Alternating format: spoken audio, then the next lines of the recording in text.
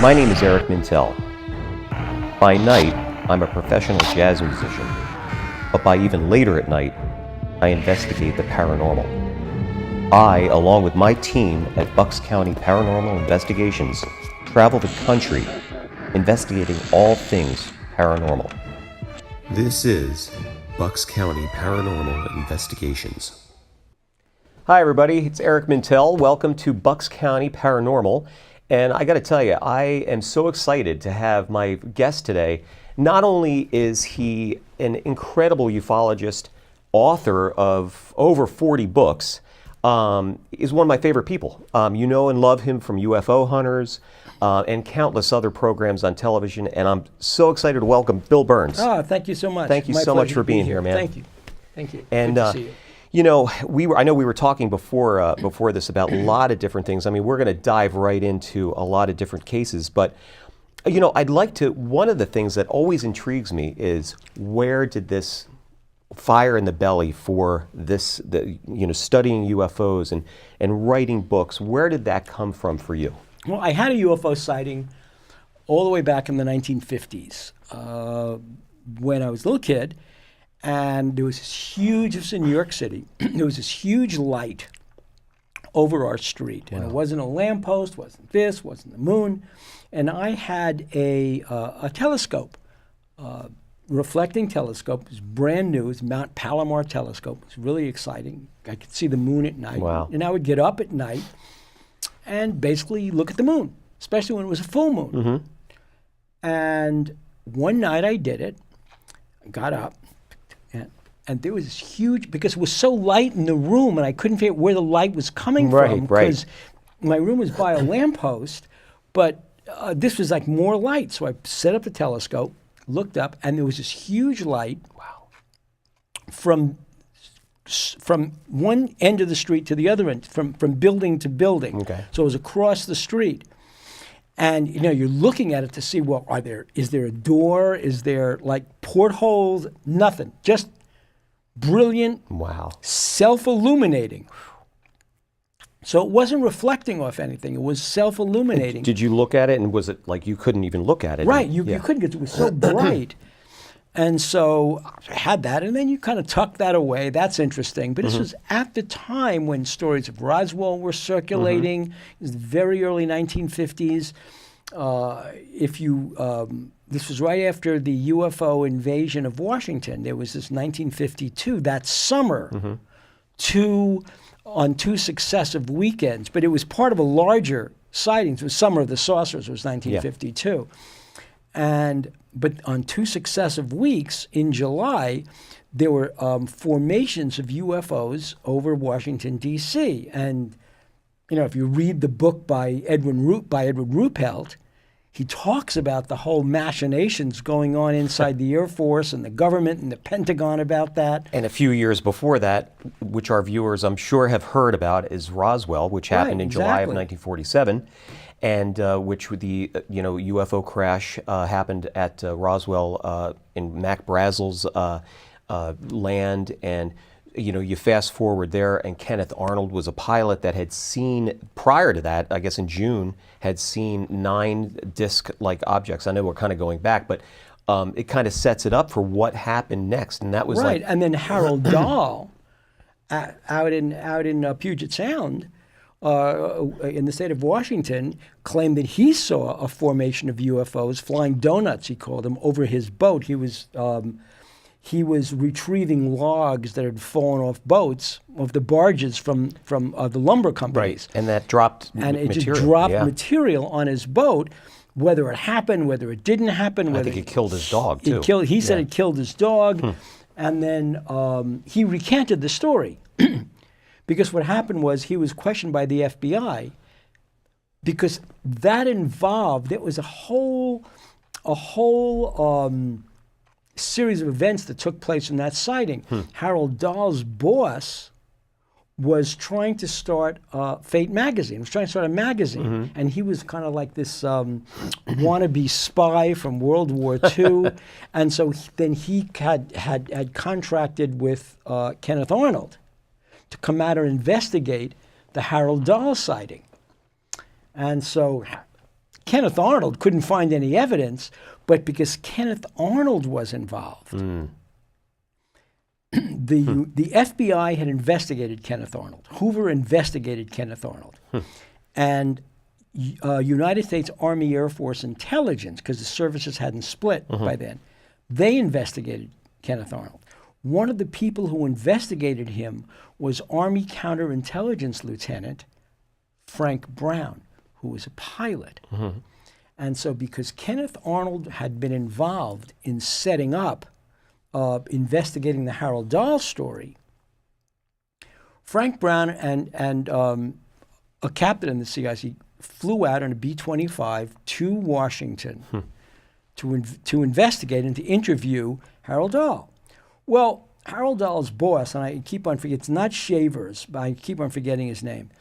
He convinced, because they were so impressed with Kenneth Arnold, good American, solid foreman, not a communist. They were so impressed with him, family man, that, and of course Kenneth Arnold never said that he saw a flying saucer. Never said it. Interesting. That was invented by the newspapers. Wow. Because he saw these crescent-shaped. Right. They coined the formation. term. Yeah. They coined and the term he said they were flying saucer. skipping through the air like that, and it's like saucers on water. They coined the term. So he investigated Kenneth Arnold, and because Kenneth Arnold had been called out to investigate the Harold Dahl sighting, they came, and so they were pressed to take back some of the slag that Dahl said he had collected. So they took the slag back. They put it in the they put it in the bomb bay of that B-25 Mitchell bomber. And then over Kelso, Washington, the plane developed trouble. Wow. So there were 2 tech sergeants on board. And the captain ordered the tech sergeants to abandon the plane. Because of the material had some kind of like Well, reaction. they didn't know that at the so time. they said, okay, you guys get out where there's a fire. But the reason the pilots stayed on board, talk about heroic guys, is that they knew that if they had jumped out of the plane could have well crashed in a populated area. So they said it was their job to navigate this plane to an isolated area. That was the forest in Kelso. So they gave their lives. Wow. So that people on the ground wouldn't be injured in a plane crash where the 2 tech sergeants lived. And the 2 tech sergeants told what happened, that a fire started in the bomb bay and then spread out to the wing, and that's what caused the wing to catch flame. Wow. The engines exploded, the plane crashed. Was there a fire? So the rumor was that, well, there was a fire because this was UFO material, and the UFO material was too big for the... No! What we did was we took the slag, because we had collected the slag from the beach, because it was a smelting. They were smelting. They were doing. They were making steel. So we collected that slag, that iron slag from the beach, put it in a tray, put it next to a circuit breaker, pumped current through the circuit breaker, but the ferrous material created a circuit that the circuit breaker, instead of shutting down, it kept going. Wow. Because it was conducting the energy. It was conducting the energy. It was conducting the electron flow. So that's why the circuit breaker never protected the plane from from overloading a circuit and catching fire. So that's what brought the plane down. So what happens is, as exciting as all that was, at the end of it, no, there was no UFO. That was not UFO material. Right. That was basic stupidity. But why would you put material that ferrous and it was in a cereal box? That's what they did. They packed it into a cereal carton and put it on the plane. And so it looked as benign as could be, but it was deadly when put next to a circuit breaker. Wow. And that was around, I guess that was around 1951? 47. 47. So that was 47 as It was well. August 47. So then this is the next month after Roswell. Right. So you're talking all of these things, all these events happen. Then you've got 1952 over Washington. Right. And then they explain that away as well as temperature inversions and temperature inversions. The radars weren't working. The pilots didn't know what they were looking at. And the thing about the UFO invasion of Washington was Air Force pilots had been given the job. Their mission was to shoot these things down. That was the mission, shoot them down.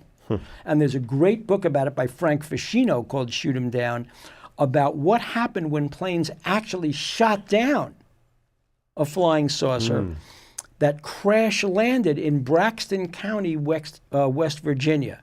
And it was known as the Flatwoods Monster. Because what happened was the craft deployed a defensive mechanism, defensive shield, which is a robot. Yeah. And the robot is clanking along, depositing oil on the ground, and people thought it was a monster. And kids and their parents and the sheriff, but the Army dispatched a unit to investigate. And Frank Ficino spoke to the people from that group. And sure enough. And so at the end of it, so we'd shot them down. There were sightings all over the place. There were sightings over Chesapeake Bay. There was a Pan Am pilot who saw an echelon. In Hopkinsville, Kentucky, I think. Yes. Yeah, that was a family was pretty much attacked by extraterrestrials, and then on a little family farm, and that was around maybe around that time frame, around 53, 54. So you've got all these sightings that are happening now.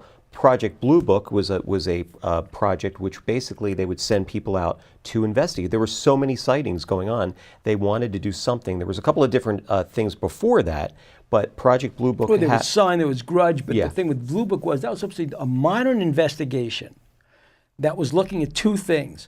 Is this a real phenomenon? I mean, or is it swamp gas? What is it? Right.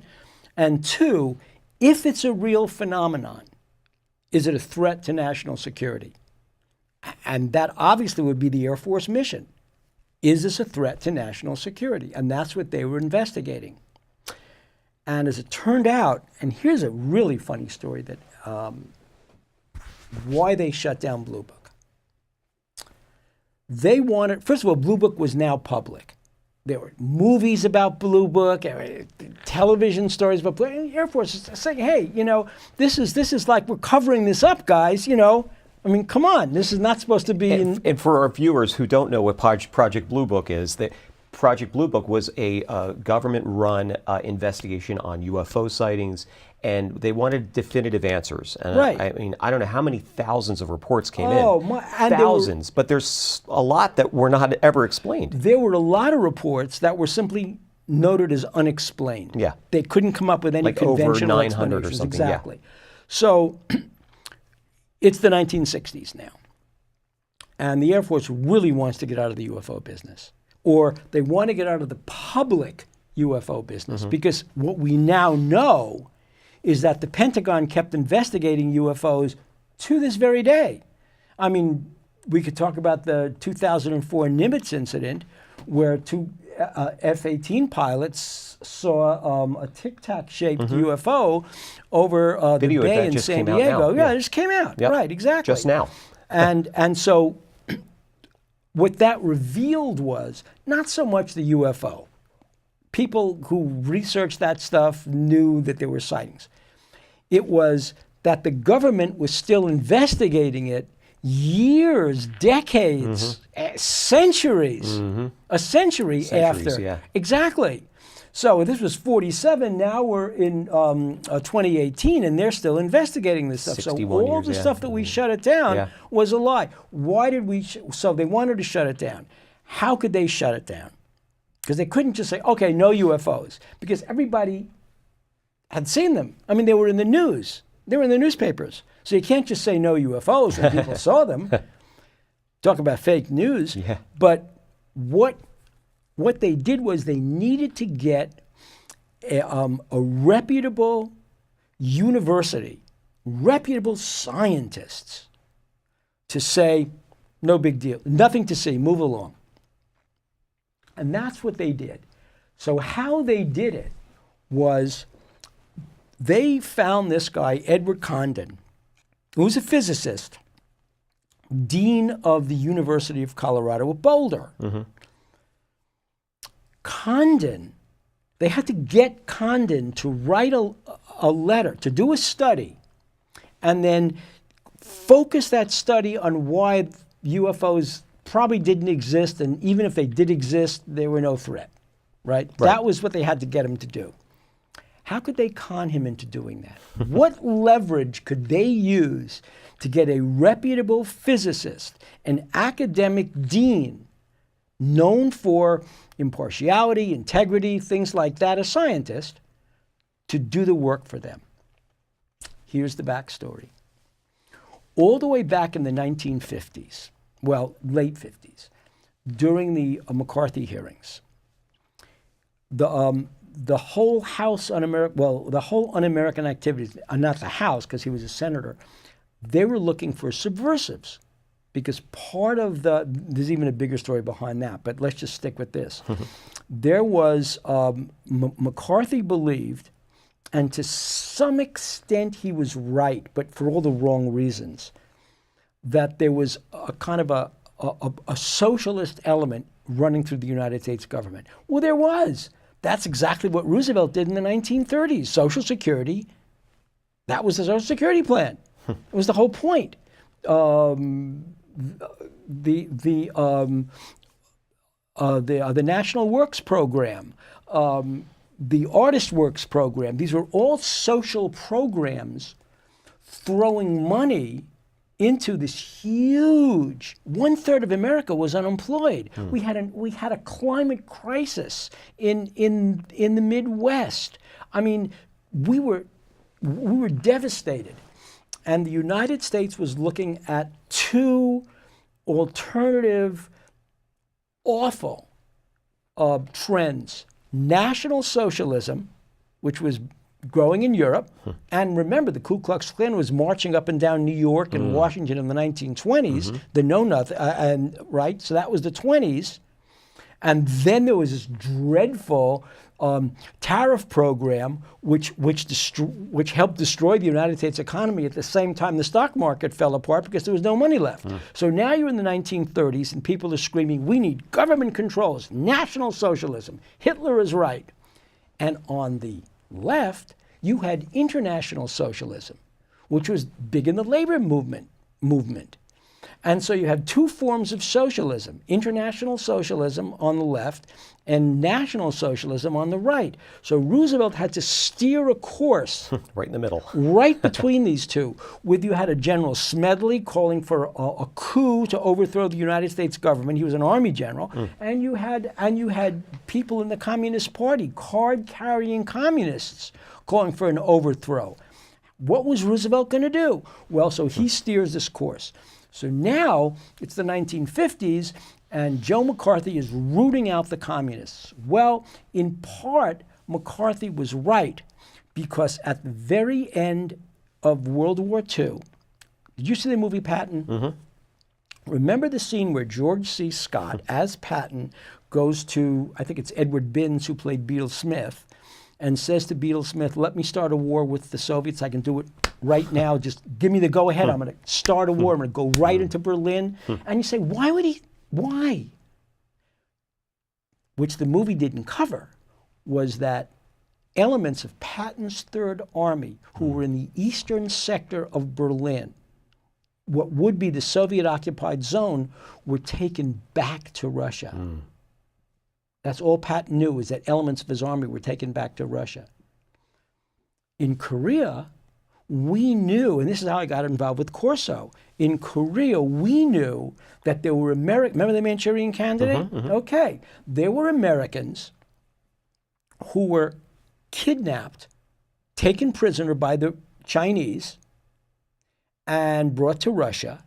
Mind control. And where there was their POW camp was actually an American base. There was a movie years ago called 36 Hours starring James Garner about World War II and how, well, there was a thing about James Garner was taken to this Nazi prison camp where he'd been captured, and he was convinced that the Allies had won World War II and that the secret was the successful invasion of Normandy. And so to bring this James Garner character's memory back, he had to lay out the battle plan for Normandy, right? The feint at Calais and the invasion at Omaha. So that was the Nazi plan. Well, the Russians did the same thing. What the Russians did, they set up an American hospital where these Saberjet pilots were brought and said, oh, your memory, when you were shot down, your memory was like destroyed. So now tell us how the radar-controlled gun works. Because the Saberjets were the only planes that could combat the MiGs that were superior planes to the, anyway. But these pilots could not be brought back into the United States. So what the Soviets did was they took their identities and they had Soviet spies who were conditioned to be Americans. You know the show Americans? Okay. Started really back in the late 40s, early 50s. These were Korean War pilots that were brought into the United States under the identities of pilots that were lost. Wow. Part of the theory of madmen. Remember how Don Draper took the dog tags from his lieutenant and took his identity? All true. So we knew the CIA came into being in 47, 48. The CIA knew there were now Soviet operatives, conditioned Soviet operatives in the United States waiting for a signal. Remember the movie Telephone with what's his face? I forget the guy's name. Vaguely. He played Mr. Majestic, Death Wish 1, 2, and 3. Richard Jekyll? No. No. He played the cop on a lot of the old cop shows. Charles Bronson. Charles Bronson. Yeah. So he's trying to investigate this. Well, that was a movie, but in real life, that's what's happening. So how could the CIA, I know this is a long story, but how could the CIA... It sets it up for part 2. How could the CIA uncover all these hidden Soviet experts? Well, that's why they started MKUltra in Canada, using electrical stimuli to release memories, hidden memories. Wow. So that was the context in which Senator McCarthy was saying the United States had been penetrated. I mean, that was the whole background to this. One of the people who was involved in Eisenhower signing off on leaving American POWs behind was Philip Corso, who was a lieutenant colonel working in Eisenhower's White House as a military liaison to the national security staff. He was a staffer. He knew about this. And so he was the person talking about the whole beginning of how the Soviets were using what he called them as they did the same thing in the Vietnam War, using playbacks to assume American identities. That's how the motion picture, and that's why I was hired by a motion picture company to take a series of manuscripts, one by an ex-CIA station chief, one by Jim Sanders, who wrote the Flight 800, Downing a Flight 800 book, amalgamate them into a single book, and that's when Chip Beck, who had written a manuscript about this, was testifying before the Dornan Committee in Congress on POW MIAs from the Vietnam era. He asked Corso to come on as a witness, and when Corso was testifying, people were saying, "Oh, this guy, dinosaur of an old man, what the hell does he know? He doesn't." And Corso told the story of Eisenhower signing an intelligence finding that basically said, okay, well, here's an intelligence finding, and we left people behind. And people said, he's wacky, he's a conspiracy theorist, he belongs in a loony bin. They look for the presidential finding in the National Archives. Not there. Oh boy, it shows he's lying. Then somebody says, let's go to the Eisenhower Library in Gettysburg. Bingo. There it is. There it is, in Eisenhower's handwriting, pass to Corso. Wow. Suddenly, Corso is on the cover of Time magazine. Well, now we're talking to Corso about POW MIAs, and Corso drops this bomb. Well, yeah, all this happened, but then afterwards, and then 10 years later, I was researching into Roswell. Well, the room is dead quiet at this point. What do you mean you're researching into Roswell? And he says, well, yeah. He says, so when I was at Army R&D in 1961, Army R&D, I found the Roswell file in the Pentagon. The what file? The Roswell file. So the head of the movie company looks at me and says, that's your book. Put this aside. It's a great Jane Fonda story why we never did that book. But put this book aside. You do that, and that's how the Day After Roswell came to be. Wow. And that's how I got involved with UFOs, because after the book came out, we were on the Art Bell show. The book hit the bestseller list. UFO magazine came to me and said, do the interview. We did. I set them up with Corso. Then they came to me and said, we're running out of money. We're going to close. And I said, that's a shame. Why? And he said, well, let me explain it. Well, I'm an auditor now, but I was an auditor then. And I looked at their books and I said, yeah, I could see your problem. I could see your problem. And they said, what can you do for us? Can you help us? So I went to the movie company and I said, you know, UFO magazine is a rights magnet. I mean, you could criticize a lot, but you can't, but rights, you know, parts is parts, right? Rights is rights. And this is a rights magnet. Look at these stories. Are you kidding me? Yeah. There's a movie in here. There's a television show in here. There's a lot of stuff in here. And then I did it. And you did it. You became the publisher then. Right. I became the publisher representing the movie company. Then the movie company wanted to shut the magazine down. And I said, why? I said, I know why. It's not making money. And they said, no, we're going to. I said, okay, fine, I'll publish it. And they said, okay, give me $1. So the guy, the head of the company said, I would get rid of this magazine for $1. I took $1 out and put it on his desk, and he said, it's yours. And that's how I got it. That is unbelievable. And with that story, we're going to go into part 2 with Bill Birnes, UFO Hunters. We're going to talk about UFO Hunters. We're going to talk about a lot of different cases. The Lonnie Zamora case in New Mexico, Betty and Barney Hill, which I was just up with my jazz quartet. We were just up in New Hampshire, riding that same route because we had a gig in Lincoln, New Hampshire. Did you pass by Franconia and Notch? There, yes, we did. And the Old Man of the Mountain. So a lot of really cool things. So we're going to come back and thank you again. And again, Bill Birnes.